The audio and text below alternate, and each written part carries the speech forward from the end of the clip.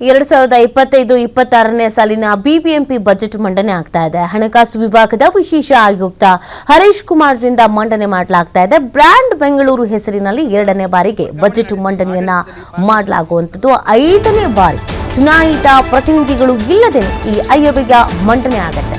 ಈ ಬಾರಿ ಬಜೆಟ್ನ ಗಾತ್ರ 20,000 ಕೋಟಿ ತಲುಪುವಂತ ಸಾಧ್ಯತೆ ಇದೆ. ಸಾಕಷ್ಟು ನಿರೀಕ್ಷೆಗಳನ್ನ ಬೆಂಗಳೂರಿನ ಜನ ಕೂಡ ಇಟ್ಕೊಂಡಿದ್ದಾರೆ. ಹಾಗೆ ಒಂದಷ್ಟು ವಿಚಾರಗಳ ಬಗ್ಗೆ ಫೋಕಸ್ ಮಾಡಿಗೆ ಈ ಬಾರಿಗ ಬಜೆಟ್ ನ ಮಂಡಿಸಲಾಗ್ತಾ ಇದೆ.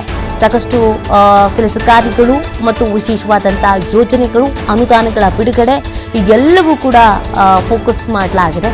ನುರಿತ ತಜ್ಞರ ಜೊತೆಗೆ ಚರ್ಚೆಯನ್ನು ಕೂಡ ಮಾಡಲಾಗಿದೆ. ಸೊ ಹಾಗಾಗಿ ಈ ಬಾರಿಯ ಬಜೆಟ್ ಬಗ್ಗೆಯೂ ಕೂಡ ಸಾಕಷ್ಟು ನಿರೀಕ್ಷೆಗಳಂತೂ ಸಹಜವಾಗಿಯೇ ಇದೆ. ಈ ಚುನಾಯಿತ ಜನಪ್ರತಿನಿಧಿ ಇಲ್ಲದೇನೆ 5ನೇ ಬಾರಿ ಈ ಒಂದು ಬಜೆಟ್ ಮಂಡನೆ ಆಗ್ತಾ ಇರೋದು.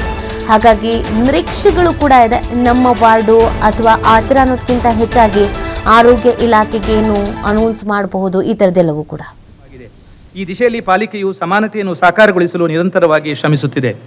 ಮಹಿಳೆಯರು, ಪರಿಶಿಷ್ಟ ಜಾತಿ, ಪರಿಶಿಷ್ಟ ಪಂಗಡ, ಹಿಂದುಳಿದ, ಅಲ್ಪಸಂಖ್ಯಾತರು ಮತ್ತು ತೃತೀಯ ಸಮುದಾಯದ ಅರ್ಹ ಫಲಾನುಭವಿಗಳಿಗೆ ಸುಮಾರು 500 ಎಲೆಕ್ಟ್ರಿಕ್ ಸಾರಿಗೆ ಆಟೋಗಳು, ಸರಕು ಈ ಆಟೋಗಳನ್ನು ಖರೀದಿಸಲು ಆರ್ಥಿಕ ನೆರವು ನೀಡುವ ಮೂಲಕ ಈ ಸಾರಥಿ ಯೋಜನೆಯನ್ನು ಜಾರಿಗೆ ತರಲು ರು 10 ಕೋಟಿ ಮೀಸಲಿಡಲಾಗಿದೆ. ಇದು ಬ್ರ್ಯಾಂಡ್ ಬೆಂಗಳೂರು ಪರಿಕಲ್ಪನೆಯಡಿ ವಾಯು ಮಾಲಿನ್ಯ ನಿಯಂತ್ರಿಸುವ ಆಶಯಕ್ಕೆ ಪೂರಕವಾಗಿದೆ. ಬ್ರ್ಯಾಂಡ್ ಬೆಂಗಳೂರು ಪರಿಕಲ್ಪನೆಯಡಿ ಪಾಲಿಕೆಯ ಎಲ್ಲ ವಲಯಗಳ ಅಡಿಯಲ್ಲಿ ಬರುವ ಸುಮಾರು 1,000 ಅರ್ಹ ಉದ್ಯೋಗಸ್ಥ ಮಹಿಳೆಯರು ಮತ್ತು ಪೌರ ಕಾರ್ಮಿಕರಿಗೆ ವಿದ್ಯುತ್ ಚಾಲಿತ ದ್ವಿಚಕ್ರ ವಾಹನಗಳನ್ನು ಹಾಗೂ ವಿಶೇಷ ಚೇತನರಿಗೆ ವಿದ್ಯುತ್ ಚಾಲಿತ ತ್ರಿಚಕ್ರ ವಾಹನಗಳನ್ನು ವಿತರಿಸಲು ಈ ವರ್ಷ ರೂಪಾಯಿ 15 ಕೋಟಿಗಳನ್ನು ಕಾಯ್ದಿರಿಸಲಾಗಿದೆ. ತೃತೀಯ ಲಿಂಗಿಗಳ ಸಮುದಾಯ ಮತ್ತು ಇತರ ಆರ್ಥಿಕ ಹಿಂದುಳಿದವರ ಅಭಿವೃದ್ಧಿಗಾಗಿ ಪಾಲಿಕೆಯಿಂದ ಯೋಜನಾ ವೆಚ್ಚದ 50% ಅಥವಾ ಗರಿಷ್ಠ ರು 2 ಲಕ್ಷ ಸಹಾಯಧನವನ್ನು ಸುಮಾರು 500 ಅರ್ಹ ಫಲಾನುಭವಿಗಳಿಗೆ ಸಣ್ಣ ಉದ್ಯಮಗಳ ಸ್ಥಾಪನೆಗಾಗಿ ನೀಡಲು ಉದ್ದೇಶಿಸಲಾಗಿದ್ದು, ಸದರಿ ಯೋಜನೆಗೆ ಈ ಸಾಲಿನಲ್ಲಿ ರೂಪಾಯಿ 10 ಕೋಟಿಗಳನ್ನು ಕಾಯ್ದಿರಿಸಲಾಗಿದೆ. ನಗರದಲ್ಲಿ ಸುಮಾರು 2,500 ಅರ್ಹ ವಸತಿ ರಹಿತ SC, ST, OBC, ವಿಕಲಚೇತನರು, ಆರ್ಥಿಕವಾಗಿ ಹಿಂದುಳಿದ ವರ್ಗದವರು, ಪಾಲಿಕೆಯ ಕಾಯಂ ಹಾಗೂ ನೇರ ವೇತನ ಪಾವತಿಯ ಪೌರ ಕಾರ್ಮಿಕರಿಗೆ ಸರ್ಕಾರದ ವಿವಿಧ ವಸತಿ ನಿರ್ಮಾಣ ಸಂಸ್ಥೆಗಳ ಸಹಯೋಗದೊಂದಿಗೆ ಗೃಹಭಾಗ್ಯ ಯೋಜನೆಯಡಿ ವಸತಿ ಸೌಲಭ್ಯವನ್ನು ಒದಗಿಸಲು 2025-26ನೇ ಸಾಲಿನ ಆಯವ್ಯಯದಲ್ಲಿ ಸುಮಾರು 130 ಕೋಟಿಗಳ ಅನುದಾನ ಮೀಸಲಿರಿಸಲಾಗಿದೆ. ಈ ಅನುದಾನದಲ್ಲಿ 50% ಒಂಟಿ ಮನೆ ಯೋಜನೆಗೆ ಮತ್ತು ಉಳಿದ 50% ವಸತಿ ರಹಿತ ಅರ್ಹ ಫಲಾನುಭವಿಗಳಿಗೆ ರಾಜೀವ್ ಗಾಂಧಿ ವಸತಿ ನಿಗಮದ ಮನೆಗಳನ್ನು ಒದಗಿಸಲು ಉಪಯೋಗಿಸಿಕೊಳ್ಳಲಾಗುವುದು. ಪಾಲಿಕೆಯಿಂದ ಈಗ ನೀಡುತ್ತಿರುವ ವಂತಿಗೆಯ ಮಿತಿಯನ್ನು ರೂಪಾಯಿ 5 ಲಕ್ಷದಿಂದ ರೂಪಾಯಿ 6 ಲಕ್ಷಕ್ಕೆ ಏರಿಸಲಾಗುವುದು. ಈ ಆರ್ಥಿಕ ವರ್ಷದಲ್ಲಿ ಹೊಲಿಗೆ ತರಬೇತಿ ಪಡೆದ 1,000 ಮಹಿಳೆಯರಿಗೆ ಜೀವನೋಪಾಯಕ್ಕಾಗಿ ಹೊಲಿಗೆ ಯಂತ್ರವನ್ನು ನೀಡಲಾಗುವುದು. ಪಾಲಿಕೆ ವ್ಯಾಪ್ತಿಯ ಗ್ರಂಥಾಲಯಗಳಲ್ಲಿ ಸ್ಪರ್ಧಾತ್ಮಕ ಪರೀಕ್ಷೆಗಳು ಮತ್ತು ಉನ್ನತ ಶಿಕ್ಷಣಕ್ಕೆ ಸಂಬಂಧಿಸಿದ ಪುಸ್ತಕಗಳನ್ನು ಒದಗಿಸಲು ರು 1 ಕೋಟಿ ಅನುದಾನವನ್ನು ಕಾಯ್ದಿರಿಸಲಾಗಿದೆ. ಹಿರಿಯ ನಾಗರಿಕರಿಗೆ ಜೀವನೋಪಾಯ ವಸ್ತುಗಳನ್ನು ಒದಗಿಸಲು 2 ಕೋಟಿ ರೂಪಾಯಿ ಒದಗಿಸಲಾಗಿದೆ.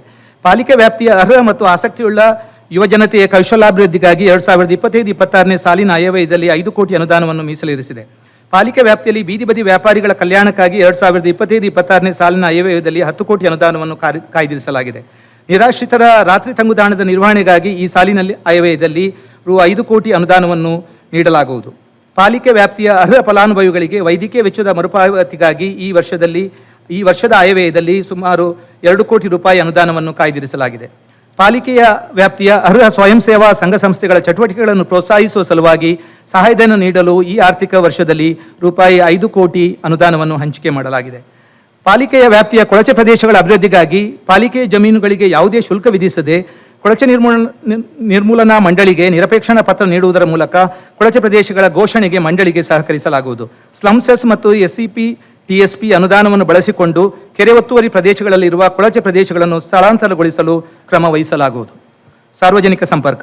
ಪಾಲಿಕೆ ಎಲ್ಲ ಇಲಾಖೆಗಳಲ್ಲಿ ನಡೆಯುತ್ತಿರುವ ಅಭಿವೃದ್ಧಿ ಕಾರ್ಯಕ್ರಮಗಳ ಬಗ್ಗೆ ಸಾರ್ವಜನಿಕರಿಗೆ ಮಾಹಿತಿಯನ್ನು ನೀಡಲು BBMP ಫೇಸ್ಬುಕ್, X, ಇನ್ಸ್ಟಾಗ್ರಾಮ್ ಮತ್ತು ಯೂಟ್ಯೂಬ್ ಸಾಮಾಜಿಕ ಮಾಧ್ಯಮಗಳ ಖಾತೆಗಳನ್ನು ನಿರ್ವಹಿಸಲಾಗುತ್ತಿದೆ.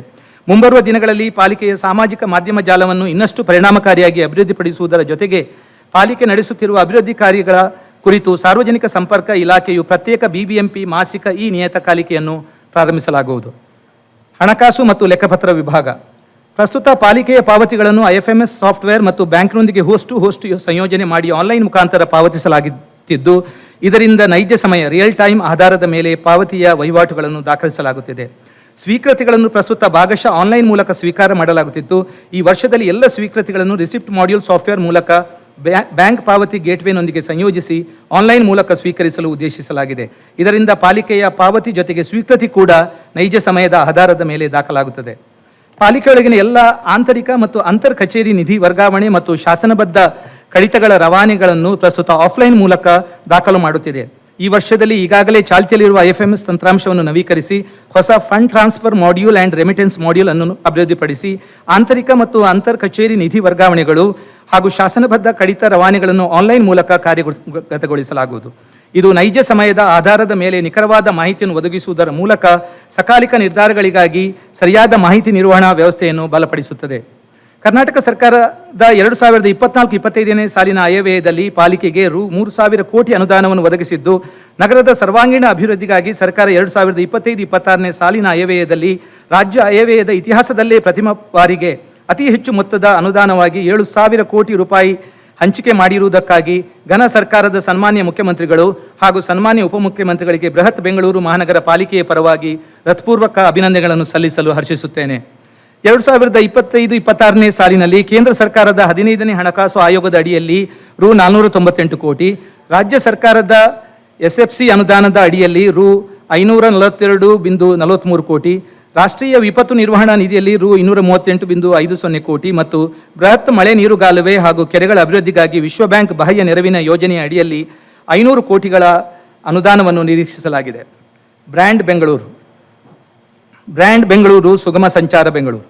ಜನರ ಜೀವನ ಮಟ್ಟ ಸುಧಾರಿಸಲು, ನಗರದ ಸಂಚಾರ ದಟ್ಟಣೆಯನ್ನು ಸುಗಮಗೊಳಿಸಲು ಹಾಗೂ ಮಾನವನ ಉತ್ಪಾದಕತೆಯನ್ನು ಹೆಚ್ಚಿಸಲು ಕಳೆದ ಸಾಲಿನ ಆಯವ್ಯಯದಲ್ಲಿ ಬ್ರ್ಯಾಂಡ್ ಬೆಂಗಳೂರು ಸುಗಮ ಸಂಚಾರ ಬೆಂಗಳೂರು ಅನುದಾನದಡಿ 880 ಕೋಟಿ ರೂಪಾಯಿಗಳನ್ನು ಹಂಚಿಕೆ ಮಾಡಲಾಗಿರುತ್ತದೆ. ನಗರದ ಸಂಚಾರ ದಟ್ಟಣೆಯನ್ನು ಪರಿಹರಿಸಿ ಸುಸ್ಥಿರ ಪರಿಹಾರವನ್ನು ಒದಗಿಸಲು, ಬೆಂಗಳೂರನ್ನು ಹೆಚ್ಚು ವಾಸಯೋಗ್ಯ ನಗರವನ್ನಾಗಿ ಮಾಡಲು, ನಗರದ ಸಂಚಾರ ಮಾದರಿಯನ್ನು ಅಧ್ಯಯನ ಮಾಡಲು ಮತ್ತು ಬೆಂಗಳೂರು ನಗರಕ್ಕಾಗಿ ಸಮಗ್ರ ಸಂಚಾರ ನಿರ್ವಹಣಾ ಯೋಜನೆಯನ್ನು ಸಿದ್ಧಪಡಿಸಲು ಅಂತಾರಾಷ್ಟ್ರೀಯ ಖ್ಯಾತಿಯ ಸಂಸ್ಥೆಗಳ ಸಹಾಯ ಪಡೆದು ಅಧ್ಯಯನ ನಡೆಸಲಾಗಿದೆ.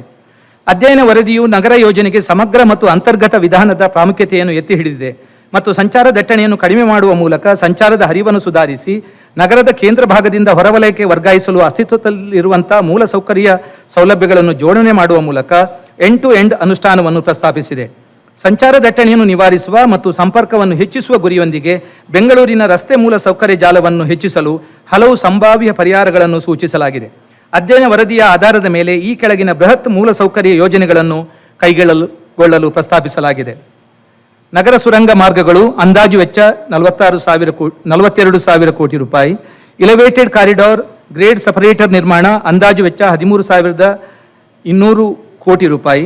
ಸಂಯುಕ್ತ ಮೆಟ್ರೋ ರಸ್ತೆ ಮೇಲ್ಸೇತುವೆ ಯೋಜನೆ ಡಬಲ್ ಡೆಕ್ಕರ್ಗಳ ನಿರ್ಮಾಣ ಅಂದಾಜು ವೆಚ್ಚ 9,000 ಕೋಟಿ ರೂಪಾಯಿ. ಉತ್ತಮ ಸಂಪರ್ಕಕ್ಕಾಗಿ ರಾಜಕಾಲುವೆಗಳ ಪಕ್ಕದಲ್ಲಿ ಸಂಪರ್ಕ ರಸ್ತೆಗಳ ನಿರ್ಮಾಣ ಮತ್ತು ಅಭಿವೃದ್ಧಿ 3,000 ಕೋಟಿ ರೂಪಾಯಿ. ರಸ್ತೆಗಳ ವೈಟ್ ಟಾಪಿಂಗ್ 6,000 ಕೋಟಿ ರೂಪಾಯಿ. ಸ್ಕೈಡೆಕ್ ನಿರ್ಮಾಣ 4,000 ಕೋಟಿ ರೂಪಾಯಿ. TDR ಬಳಸಿ ರಸ್ತೆಗಳ ವಿಸ್ತರಣೆ ಯೋಜನೆಗಳು.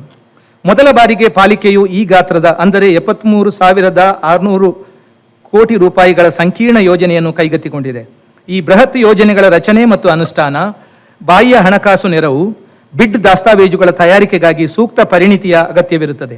ಆದ್ದರಿಂದ ಮುಂದಿನ 5 ವರ್ಷಗಳ ಅವಧಿಯಲ್ಲಿ ಈ ಮೇಲಿನ ಎಲ್ಲ ಪ್ರತಿಷ್ಠಿತ ಮೆಗಾ ಯೋಜನೆಗಳ ಪರಿಣಾಮಕಾರಿ ಅನುಷ್ಠಾನಕ್ಕಾಗಿ ನಗರ ಯೋಜಕರು, ತಜ್ಞ ಅಭಿಯಂತರರು ಮತ್ತು ಆಡಳಿತಗಾರರನ್ನು ಒಳಗೊಂಡ ಒಂದು ವಿಶೇಷ ಉದ್ದೇಶಿತ ಘಟಕ SPV ಅನ್ನು ರಚಿಸಲಾಗುವುದು.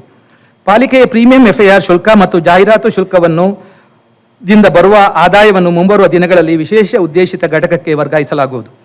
ಕೆಳಗಿನ 5 ಯೋಜನೆಗಳು ವಿಶೇಷ ಉದ್ದೇಶಿತ ಘಟಕದ ಮೂಲಕ ಅನುಷ್ಠಾನಗೊಳಿಸಲು ಉದ್ದೇಶಿಸಲಾಗಿದೆ. 1. ನಗರದ ಹೃದಯ ಭಾಗದಲ್ಲಿ ಅಸ್ತಿತ್ವದಲ್ಲಿ ಹಿಂದಿನ ರಾಷ್ಟ್ರೀಯ ಹೆದ್ದಾರಿ ಪಥಗಳ ಜೋಡಣೆಯು ಅತ್ಯಂತ ಪ್ರಮುಖವಾಗಿದ್ದು, ನಗರದಲ್ಲಿ ಗರಿಷ್ಠ ಪ್ರಮಾಣದ ಕಟ್ಟಡ ನಿರ್ಮಾಣವಾಗಿರುವ ಹಿನ್ನೆಲೆಯಲ್ಲಿ ಸುರಂಗ ಮಾರ್ಗಗಳ ನಿರ್ಮಾಣದಿಂದ ಜೋಡಣೆಯನ್ನು ಮಾಡಬಹುದೆಂಬ ತಜ್ಞರ ಅಭಿಪ್ರಾಯದಂತೆ ಪ್ರಸ್ತುತ ರಾಷ್ಟ್ರೀಯ ಹೆದ್ದಾರಿ 7ರಲ್ಲಿ ಹೆಬ್ಬಾಳದಿಂದ ಮೈಸೂರು ರಸ್ತೆ ಸಿಲ್ಕ್ ಬೋರ್ಡ್ವರೆಗೂ ಸುರಂಗ ಮಾರ್ಗದ ನಿರ್ಮಾಣಕ್ಕೆ ವಿಸ್ತೃತ ಯೋಜನಾ ವರದಿಯನ್ನು 17,780 ಕೋಟಿ ರೂಪಾಯಿಗಳಿಗೆ ತಯಾರಿಸಲಾಗಿದ್ದು, ಇದೇ ವರ್ಷದಲ್ಲಿ ಅನುಷ್ಠಾನಗೊಳಿಸಲು ಕ್ರಮ ವಹಿಸಲಾಗುವುದು. ಪೂರ್ವ ಪಶ್ಚಿಮ ರಾಷ್ಟ್ರೀಯ ಹೆದ್ದಾರಿ 4ರಲ್ಲಿ KR ಪುರಂನಿಂದ ಮೈಸೂರು ರಸ್ತೆವರೆಗೆ ಸಂಪರ್ಕಿಸುವ ಯೋಜನೆಗಳಿಗಾಗಿ ವಿಸ್ತೃತ ಯೋಜನಾ ವರದಿಯನ್ನು ತಯಾರಿಸಲಾಗುತ್ತಿದೆ. ಸುರಂಗ ಮಾರ್ಗಗಳ ನಿರ್ಮಾಣವನ್ನು BOT ಹ್ಯಾಮ್ ಆಧಾರದಲ್ಲಿ ಖಾಸಗಿ ಸಹಭಾಗಿತ್ವದೊಂದಿಗೆ ನಿರ್ಮಿಸಲು ಯೋಜಿಸಲಾಗಿದೆ.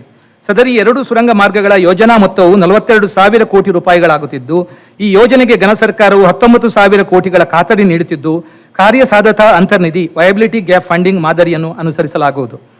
ಯೋಜನೆಯ 40% ವೆಚ್ಚವನ್ನು ಸರ್ಕಾರ ಅಥವಾ ಪಾಲಿಕೆ ಬ್ಯಾಂಕ್ಗಳ ಮೂಲಕ ಭರಿಸಿ ಉಳಿದ ವೆಚ್ಚವನ್ನು ಪ್ರವರ್ತಕರಿಂದ ಭರಿಸಲು ಯೋಜಿಸಲಾಗಿದೆ. 2. ನಗರ ವಾಹನ ಮೇಲ್ಸೇತುವೆಗಳ ನಿರ್ಮಾಣದಡಿ ನಗರದ ಹೊರವರ್ತುಲ ಒಳವರ್ತುಲ ರಸ್ತೆಯಿಂದ ಮತ್ತು ನಗರದ ಹೃದಯ ಭಾಗದಿಂದ ಹೈ ಡೆನ್ಸಿಟಿ ಕಾರಿಡಾರ್ಗಳ ಮೂಲಕವಾಗಿ ನಗರಕ್ಕೆ ಒಳಬರುವ ಮತ್ತು ಹೊರಹೋಗುವ ವಾಹನಗಳಿಗಾಗಿ ಪ್ರತ್ಯೇಕವಾದ ಸಿಗ್ನಲ್ ಮುಕ್ತ ಕಾರಿಡಾರ್ಗಳನ್ನು ನಿರ್ಮಿಸಲು ಯೋಜಿಸಲಾಗಿದ್ದು, ಈ ಯೋಜನೆ ಅಡಿಯಲ್ಲಿ 110 ಕಿಲೋಮೀಟರ್ ಉದ್ದದ ರಸ್ತೆಗಳನ್ನು ಒಟ್ಟು 13,200 ಕೋಟಿಗಳ ಮೊತ್ತದಲ್ಲಿ